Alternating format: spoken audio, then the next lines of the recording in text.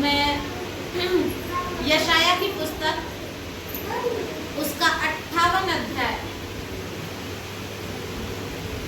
उसका 9 पद से हम थोड़ा सा सीखेंगे। और यहाँ पर जो वचन है अगर निकाल सकते तो ठीक है, नहीं है तो हम ऐसे ही सीखेंगे। यहाँ पे लिखा है, तब तू पुकारेगा और यहोवा उत्तर देगा, तू दुहाई देगा और वह कहेगा मैं यहाँ हूँ। यदि तू अंधेर करना और उंगली उठाना और दुष्ट बातें बोलना छोड़ दे। Hallelujah, hallelujah. आप और मैं प्रभु में विश्वास करते हैं, लेकिन हम में से कोई भी पूरी रीति से परिपक्व नहीं है। हम इंसान होने के नाते कहीं न कहीं किसी न किसी वजह से अपने आप को परमेश्वर से पूरी रीति से प्रभु के लिए तैयार नहीं कर पाए हैं। और इसीलिए आज की शाम परमेश्वर हमसे बातचीत करता है और कहता है कि तब तू पुकारेगा और मैं क्या करूंगा, सुन लूंगा। तू दुहाई देगा और वह कहेगा मैं यहाँ हूँ। स्वयं परमेश्वर हमसे कहेगा कि मैं यहाँ पर हूँ। और बाइबल हमें बताती है, यदि तू अंधेर करना और उंगली उठाना और दुष्ट बातें बोलना छोड़ दे। आप और मैं कहीं न कहीं, मेरे खुद के जीवन में कई दफे मैं देखती हूँ कि हमारा जो गुस्सा है वो किस पे निकलता है, अपनों पे ही निकलता है। जहाँ हमारे परिवार में 10 लोग रहते हैं, 5 लोग रहते हैं, 3 लोग रहते हैं, तो हम क्या करते हैं, कहीं न कहीं एक दूसरे पे ही अपनी भड़ास को निकालते हैं। लेकिन इन सब चीजों में हमें प्रभु को महिमा देना बंद नहीं करना है। चाहे परिस्थिति किसी भी तरह की क्यों ना हो, हमें लेकिन परमेश्वर के लिए अपने आप को तैयार करना बंद नहीं करना है।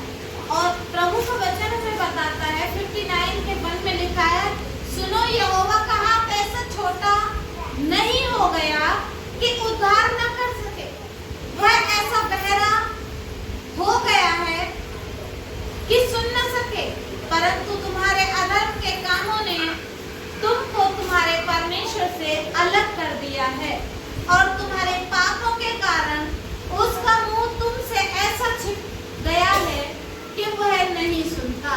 क्योंकि तुम्हारे हाथ हत्या से और तुम्हारी उंगलियां अधर्म के कर्मों से अपवित्र हो गई हैं।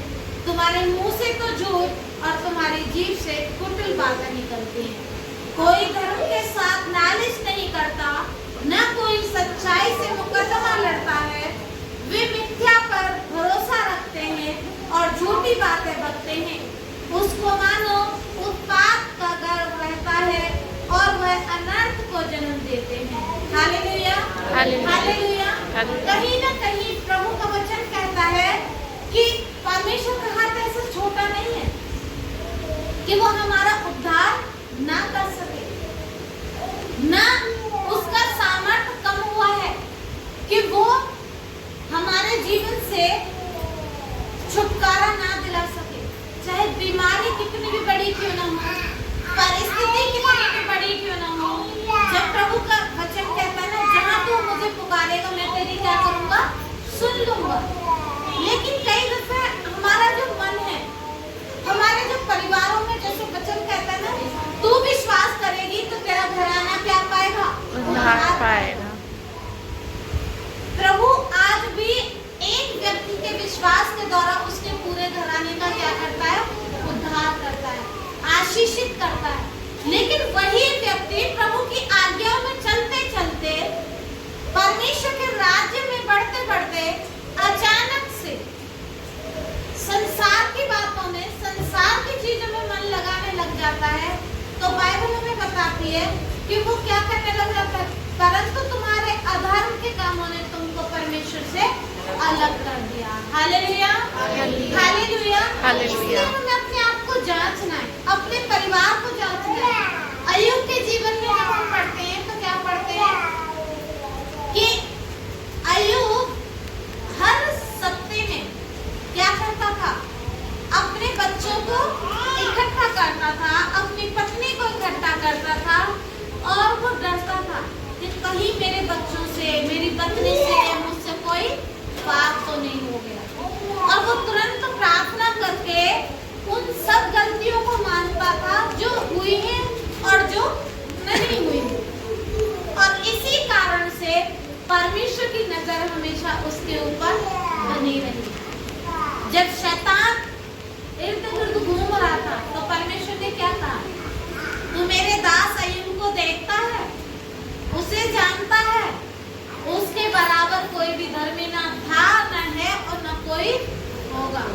Hallelujah, hallelujah, hallelujah, hallelujah. आज मैं चाहती हूँ कि आपका मेरा जीवन भी ऐसा ही तैयार हो कि स्वयं परमेश्वर कहे।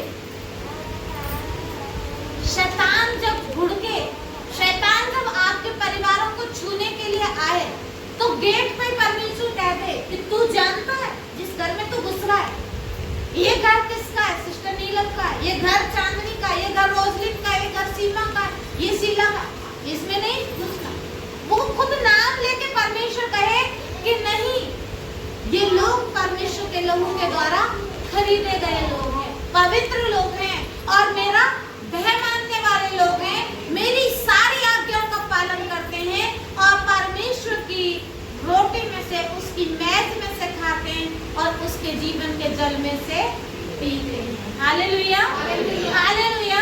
और जब इस तरह से हमारा जीवन परमेश्वर की योजना के तहत चलेगा, परमेश्वर की इच्छा के अनुसार चलेगा, तो परमेश्वर का वचन कहता है कि उसका हाथ छोटा नहीं है। मत्ती 7 अध्याय उसके 7 पद में जब हम पढ़ते हैं तो वहाँ पर लिखा है, मांगो तो तुम्हें दिया जाएगा और ढूंढो तो तुम पाओगे। 7 के 7 में लिखा, मांगो तो तुम्हें दिया जाएगा, ढूंढो तो तुम पाओगे, खटखटाओ तो तुम्हारे लिए खोला जाएगा। क्योंकि जो कोई मांगता है उसे मिलता है और जो ढूंढता है वह पाता है और जो खटखटाता है उसके लिए खोला जाएगा। Hallelujah, hallelujah. प्रभु का वचन हमें बताता है कि तुम में से ऐसा कौन मनुष्य है, तुम में से ऐसा कौन मनुष्य है जिसका बेटा या बेटी उससे रोटी मांगे और वह उसे पत्थर दे। Hallelujah, hallelujah, hallelujah. हम में से कोई भी ऐसी माँ नहीं होगी, कोई भी ऐसा पिता नहीं होगा कि अपने बच्चों को कोई भी गलत चीज दे। लेकिन आप और हम जानते हैं कि जो हमारा विरोधी शैतान है वो इन चीजों का फायदा उठाता है। अगर बच्चे जवानी में बढ़ रहे हैं, अच्छी नौकरी है, अच्छी पढ़ाई की है, तो उनके जीवन में काम का ऐसा कुछ भूत सवार कर देगा, ऐसी नौकरी डालेगा कि वो दिन रात उसी में phone computer, phone computer, phone और कंप्यूटर, उसी में उलझे हुए रह जाए। पवित्र परमेश्वर से या अपने परिवार से कोई मेलजोल ना रखे। लेकिन जब हम प्रभु के नजदीक आते हैं तो उन सब चीजों से क्या पाते हैं? छुटकारा पाते हैं। लेकिन आज के समय में जब हम देखते हैं तो जवान जो है ज्यादा से ज्यादा किसके चपेटे में चल रहे हैं?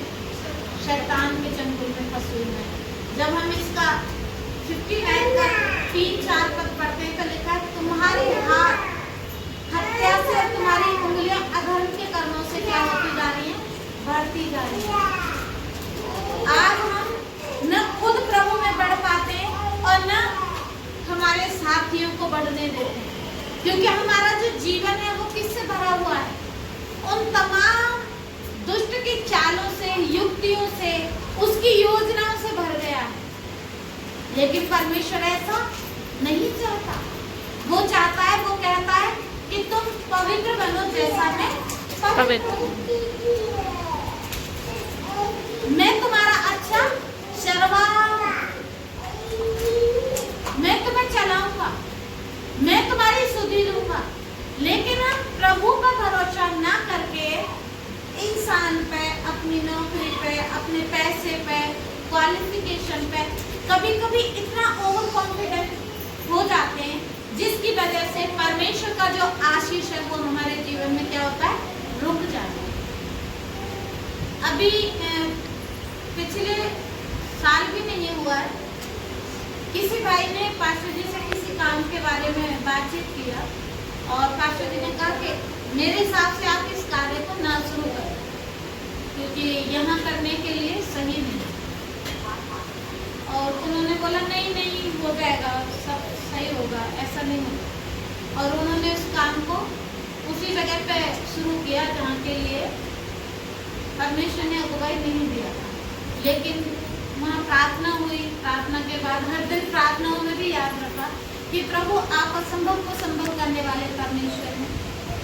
हमें पता है कि वहाँ ये कार्य सफल नहीं होगा क्योंकि आपने इस तरह से अगुवाई की है, लेकिन फिर भी हम प्रार्थना करते हैं कि आप अपने बच्चों को क्या करें, आशीषित करें, ताकि उनका जो विश्वास है वो क्या हो, बढ़े, घटे ना।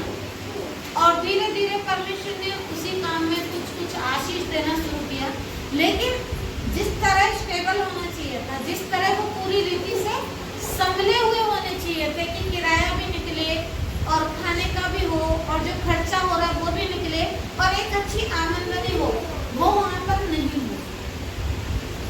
तो एक दिन अभी पिछले सप्ताह में पास्टर जेल में बच्चन से बातचीत कर रहे थे, तो उन्होंने बताया कि सचमुच में कुछ लोग प्रभु के दास की आवाज को, परमेश्वर की अगुवाई को क्या करते हैं, निगलेक्ट कर देते हैं और प्रभु के आत्मा के आवाज को सुनना पसंद नहीं करते। और इसी कारण से बाइबल में बताती है कि हमारे काम क्या हो गए, तुम्हारे काम, लिखा है ना वचन में जो हमने अभी पढ़ा है कि तुम्हारे पापों के कारण तुम परमेश्वर का जो हाथ है, परमेश्वर जो है वो क्या हो गया, अलग हो गया है। 59 का जो 1-2 पद है उसमें लिखा है, परंतु तुम्हारे अधर्म के कामों ने तुमको तुम्हारे परमेश्वर से अलग कर दिया है और तुम्हारे पापों के कारण उसका मुंह तुमसे ऐसा छुपा है कि वह नहीं सुनता। Hallelujah, hallelujah. तो हमें प्रभु में क्या करना है, अपने आप को समर्पित करना है। परमेश्वर आज भी हमें बाहें फैलाकर खड़ा है अपने सीने से लगाने के लिए, अपनी आशीषों को देने के लिए, लेकिन शर्त है कि हमें प्रभु में क्या करना है, अपने आप का समर्पण करना है। और जब हम प्रभु में अपने आप का समर्पण करेंगे तो परमेश्वर हमारी क्या करेगा, सुनेगा। उसका हाथ ऐसा छोटा नहीं है कि वो हमारी प्रार्थनाओं को सुन न सके या हमें चंगाई न दे सके या हमारे परिवारों को ब्लेसिंग्स न दे सके। वो आज भी वही परमेश्वर है जो आज से 2000 वर्ष को पूर्व पहले था, लेकिन हमें उसकी आज्ञाओं का पालन करना होगा। जब हम प्रभु पर भरोसा करते हैं, नए नए विश्वास में आते हैं, तो हम क्या करते हैं, सारी आज्ञाओं का पालन करते हैं, दान भी देते हैं, दशमांश भी देते हैं, उपवास भी रखते हैं, प्रार्थनाओं में भी जाते हैं और अपनी नौकरियों के साथ साथ प्रभु को भी आदर देते हैं, परमेश्वर के वचन को भी सुनते हैं, परमेश्वर की गवाहियों को सुनते हैं, ज़्यादा से ज़्यादा मीटिंगों में भी भाग लेते हैं, पास्टर के साथ भी कॉन्टैक्ट रखते हैं। लेकिन जैसे ही कुछ साल पे साल गुजरने लग जाते हैं तो कहीं ना कहीं हम क्या हो जाते हैं, अपने आप में सोचते हैं अब हम सब कुछ कर लेंगे, अब हमें उतना ज्ञान हो गया है कि सब कुछ हमारा सही हो जाएगा। और प्रभु का कलाम क्या कहता है, तो अपनी समझ का सहारा ना लेना, क्योंकि मन क्या है, धोखा देने वाला है। परमेश्वर आज भी सामर्थ्य है, आज भी वो कार्य करना चाहता है, लेकिन वो चाहता है कि तू अपनी समझ का सहारा मत ले, तू अपनी बुद्धि को इस्तेमाल मत कर। जो समय परमेश्वर ने सबोपदेश की पुस्तक में पढ़ते हैं ना, जो समय प्रभु ने ठहराया है, उस समय पर परमेश्वर क्या करेगा, हर कार्य संपन्न करेगा। लेकिन हमें प्रभु में क्या करना है, अपने आप को विश्वास योग्य बनाना है, मजबूत बनाना है और प्रभु पे अपने आप को तैयार करना है। जब हम परमेश्वर की अगुवाई में होकर अपने जीवन को तैयार करते हैं, अपने बुरी चाल से, अपने बुरे कामों से फिरते हैं और परमेश्वर के लिए अपने आप को नए तरीके से समर्पित करते हैं, तो प्रभु का वचन कहता है कि आज भी परमेश्वर क्या कहता है, सुनो यहोवा का हाथ ऐसा छोटा नहीं हो गया कि वो उद्धार न कर सके, न वो है ऐसा बहरा है कि तुम्हारी प्रार्थनाओं को सुन न सके। वो आज भी सुनता है, आज भी आशीषित करता है, लेकिन हमें उसे पुकारने की आवश्यकता है। परमेश्वर इस वचन के द्वारा